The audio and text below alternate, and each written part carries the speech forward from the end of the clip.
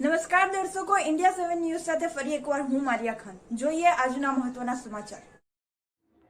ડાંગ જિલ્લાના આહવા વઘઈ માર્ગ પર આવેલ શિવઘાટ દેસાઈના વળાંક પાસે આજે સવારે લગભગ 8 વાગ્યાના અરસામાં મધપુડાની મોટી જાત યાને ભવર મધપુડો તૂટી પડેલ હતો કે જેથી તેની માખીઓ ખીજાઈને અવરજવર કરતા વાહનોને પરેશાન કરતી હતી કે જેમાં કેટલાક ટુ વ્હીલર ગાડીવાળાઓ પૈકી ઘણા ઇસમોને ભારે ડંખ માર્યા હતા કે જેમાં એક કપડા ચાદર વેચનાર ફેરિયા નામે કાલેફ અલી સૈયદ કાસુડા તાલુકો ડોલ જિલ્લા જલગાંવ મહારાષ્ટ્ર કે જેને ભવર મધપુડાની માખીઓ લગભગ 150 જેટલા ડંખ માર્યા છે કે જેને આહવા સિવિલ હોસ્પિટલમાં હાલ 24 કલાક ઓબ્ઝર્વેશન પર રાખવામાં આવ્યા છે.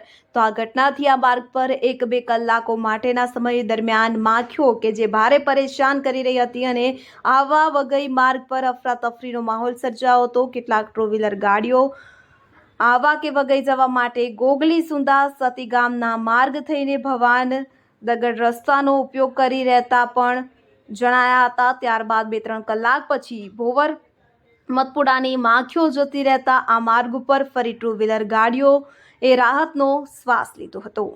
Bureau report, India 7 news.